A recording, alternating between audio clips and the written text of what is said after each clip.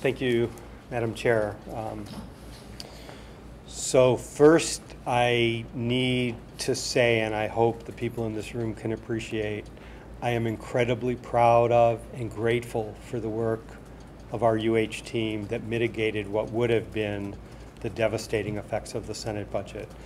The proposed faculty cuts were the largest and of greatest concern, but there were other serious cuts proposed as well, including a substantial loss of staff jobs.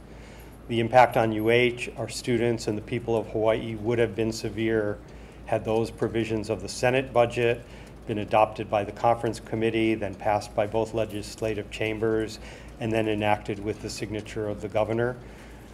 We made it a priority to reverse those cuts as quickly as possible, and we succeeded. We obviously differed with UPA on a legislative strategy in a number of ways.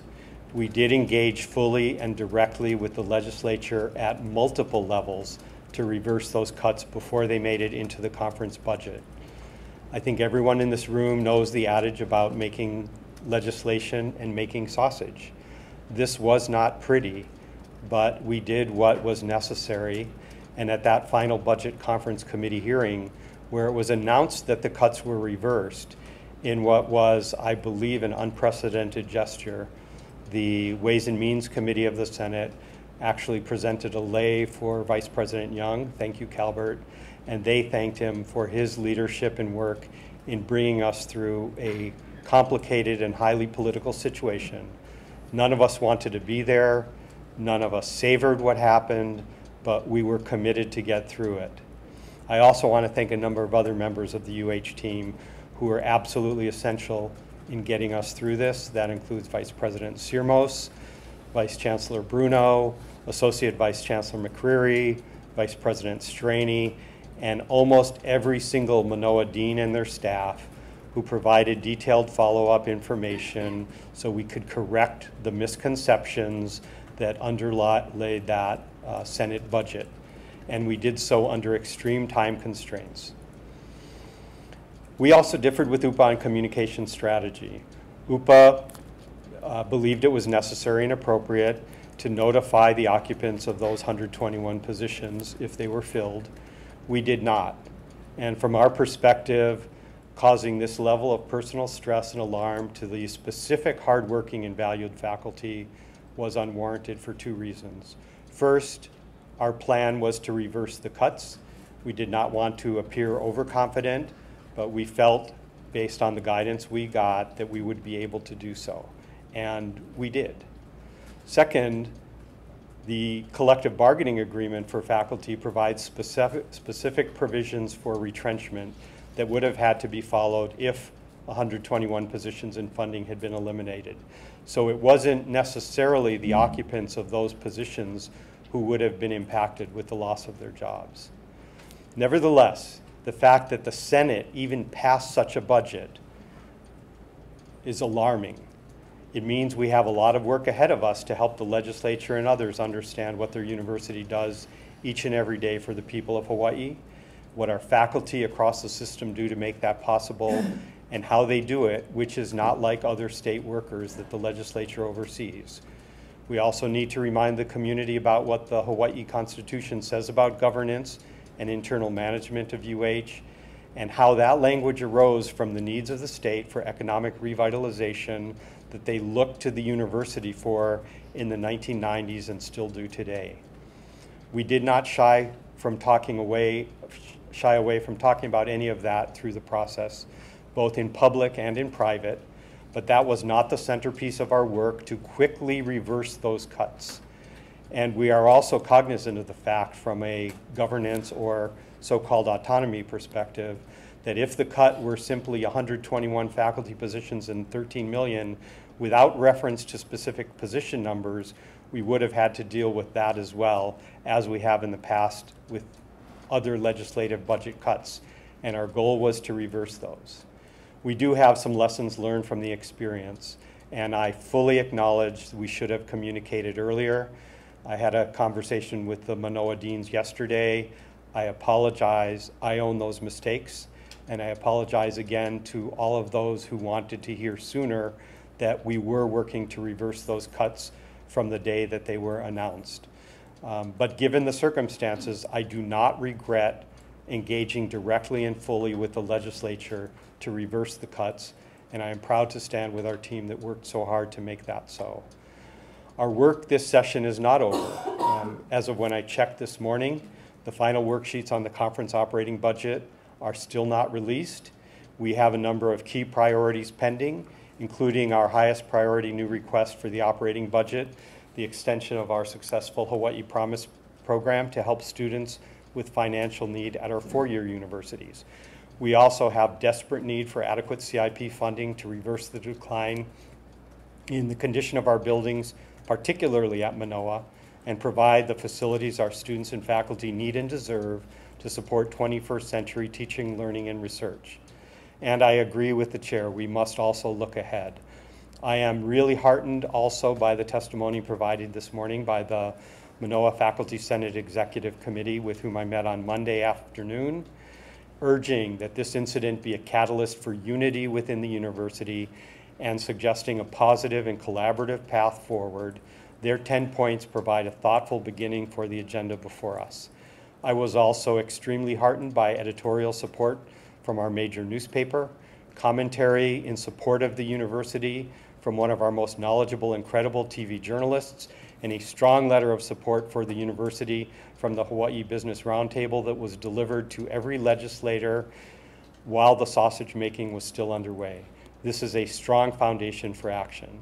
And once the legislative session is over, I look forward to building on this with the Manoa Faculty Senate, the Manoa Deans, Regents, friends in the legislature, and we do have many, and others of like minds, including UPA, if they are willing, to develop a plan to remind and educate all of Hawaii regarding what we do for our students, what we do for the community, the amazing work of our faculty, what the Constitution says, and how we are accountable within the university. And just as importantly, it isn't just about stopping negativity. The legislature and community need to understand how they can help us do even more together to create the future for Hawaii that we all want. Clean, sustainable, grounded in aloha, with new innovations, stimulating great jobs that engage our best and brightest here at home, nurturing and improving the lives of our people of Hawaii and our planet. None of this can happen without a vibrant University of Hawaii system with a well-supported world-class faculty. Let me add just a couple of other things. Some of you will have seen in the paper the closing of Argosy University. This was a slow-moving train wreck, unlike the closure of Heald College a couple of years ago, which caught us by surprise. Our University of Hawaii campuses have been quite involved in trying to help those unfortunate students who were left in the middle of a semester without access to education and financial aid. UH Mānoa has developed a compassionate transfer policy. Obviously, the requirements at Argosy are very different than UH Mānoa, but UH Mānoa offers some of the programs that those students need. I want to thank Wendy Pearson for working on that, and she also consulted with the Manoa Faculty Senate Executive Committee, which was supported this week. We're trying to not only help the students that Argosy stranded here in Hawaii, but they also had a program in American Samoa, and looks like we'll be able to help some of those students as well. In addition, UH West Oahu is helping with undergraduate business students as well, and so I'm very grateful for their participation in the fairs that were held. Quick note that I think you have heard that we have made a real focus on cybersecurity, both for workforce requirements in the state, but those were also some great jobs. UH Maui College was designated this month as a Center for Academic Excellence in four-year education.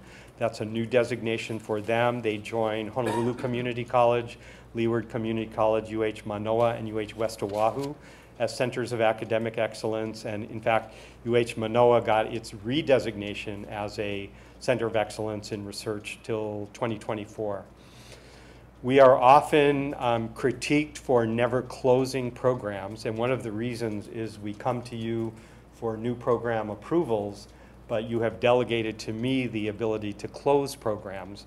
So I just want to highlight, so you don't wait until next year's annual report, that this month we merged 3 master's programs at UH Mānoa into a single master's program.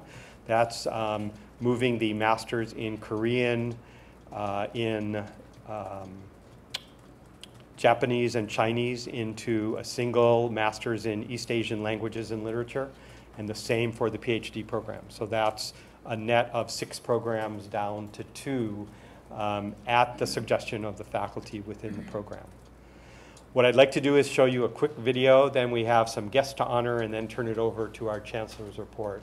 So I've noted in the past that one of our key areas for focus across the system is sustainability and resilience. This is similar to the initiative that's a little farther along, our You Healthy initiative that you heard about. So we're launching our sustainability and resilience with this video being premiered here today for the first time. Humans have had a massive impact on the ecosystems of the planet, from the deepest ocean to the roof of the world. Every breath you take, all the food you eat, the soil that the food is grown in, all of this is at risk right now, and it puts humanity at risk. Over the last century, much of Western society has lived in ways in which we didn't care about the environment. We treated it as something that would be endless. What we know today is that that's just not true. The fight that we are faced with now is literally a fight for our existence, for our species' survival. If we wipe ourselves out, the planet will probably be the better for it. The challenge is not to save the planet, it's to save ourselves from ourselves. We are already committed to a certain amount of sea level rise. We're already committed to a certain amount of warming. We're already seeing increased storm activities. If we simply look at sea surface temperature and the superstorms of just the past decade, we can see a compelling correlation between the severity of the hazards that are happening and climate change. In 2017, there were 18 countries that had new conflict arise because of food and water insecurity. This tends to displace people from their homelands, and we have seen a sharp upturn in the last decade in global immigration. The only way that we're going to rise to the challenge that is faced by climate change is to enact action at institutional scales. Sustainability demands different ways of thinking, being, and doing to rise to those challenges. Hawaii is uniquely poised to be a model for the rest of the world. UH has a lot of amazing research and educational programs that really contribute to problem solving around climate change. So we can think about that in terms of major resource areas like food, energy, and water systems. Also understanding how people might adapt, understanding the social impacts.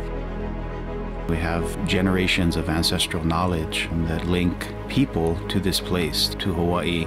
Our ancestors created these incredibly complementary systems of land division that were culturally appropriate, ecologically aligned, so people understood that what they do on the land affects the marine environment. So it's a very powerful model for creating a union between ecosystem and culture.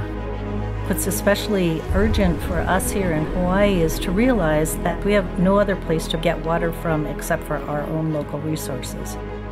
As climate change continues, we can expect to see more areas drying out. We're a perfect experimental system to figure out how to create a sustainable water system that depends only on our actions here in Hawaii.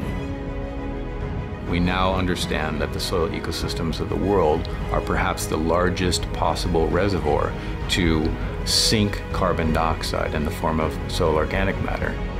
You are not only mitigating climate change, but you're building the adaptive capacity of agricultural ecosystems.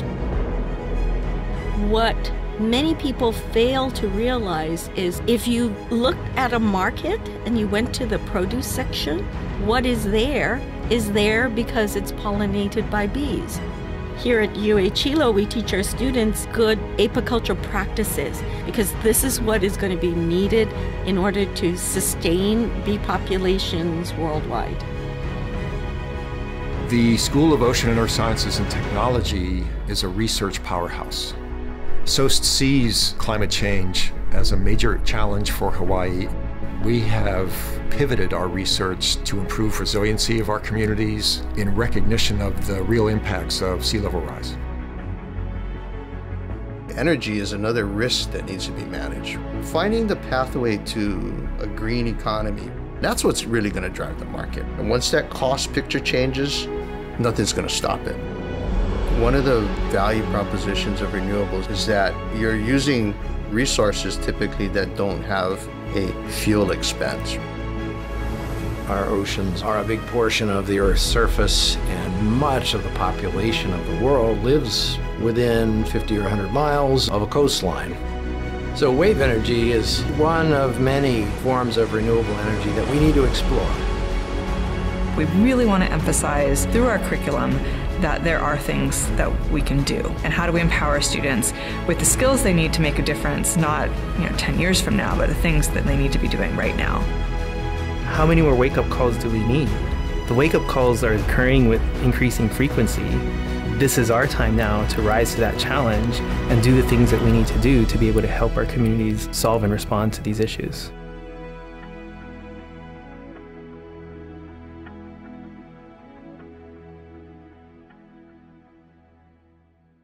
Vice President for Research and Innovation for their leadership in producing this. More to come. So with that,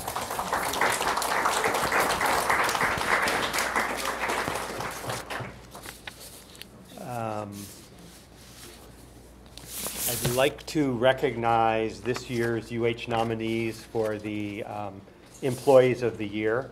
I think many of you are familiar with this program. Every state agency nominates an employee, a manager, and a team of the year. And our UH nominees then compete against well, they don't really compete, but one of them is selected from each agency to be the governor's awardee. So pull my pieces of paper together here.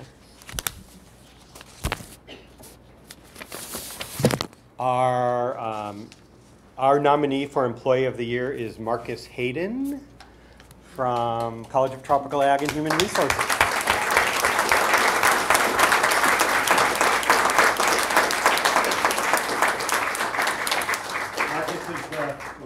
Stay on my mic for a moment. Marcus is the fiscal manager at CTAR. He was brought in a couple years ago to help reorganize and manage. He has developed a customer services-oriented team, made efficient and productive changes to fiscal college procedures, and helped the college regain control over its budget, improving morale, creating a positive workforce, working out difficult solutions in a congenial and respectful manner. As his dean, Nick Comerford, says, Marcus never says we can't do that, but he finds a way to make it work. And he's described as calm, steady, professional, and always willing to go the extra mile. Thank you, Marcus.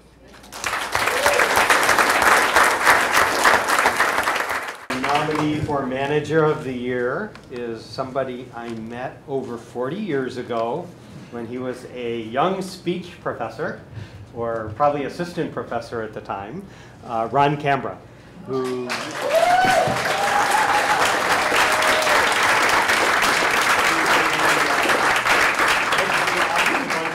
education. He manages the overall operations for undergraduate programs, and he was the early champion on campus for a number of our highly successful programs, notably STAR. Gary Rodwell's here to cheer him on. The 15 to Finish and mandatory advising within the campus, all of which have been significant parts of Manoa's remarkable doubling of our 4-year graduation rate. He oversaw the consolidation of program sheets and templates, so students, advisors, and academic departments all have clear understandings of degree requirements, multiple national recognitions for our work, and his team describes him as fair, consistent, realistic, yet ambitious and democratic. He supports professional development for his team, and he also has an amazing speaking voice that he uses at every event at which we are recruiting students. It's the speech professor in him, so Ron. Our team is the UH Cancer Center Administrative Leadership Team, and we have 9 of the 10 members here, I think. So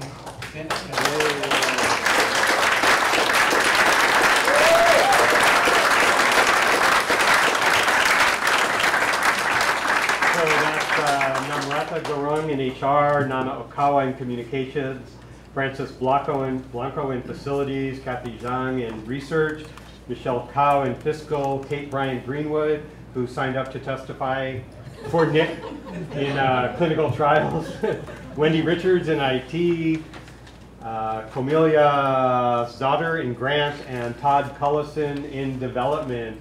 So thank you all. This team is being recognized for their efforts in supporting the mission of the Cancer Center by improving operational efficiencies and productivity, supporting faculty researchers, and achieving mission-based objectives. They creatively and enthusiastically work together to reduce annual expenditures by generating departmental budgets and adhering to them, increase community outreach and engagement, and establish more collaborations in community organizations, and ensured critical support for faculty during last year's NCI designation. Congratulations. And the improvements in the fiscal condition, which I know the Regents are also quite appreciative of. As Cancer Center Director Randy Holcomb says, righting the ship required renewed dedication, willingness to look for new ways to address old problems, and selfless dedication to the mission of the center. This is a can-do group, and he's honored to have them on the team and nominated them, in fact. So please come forward.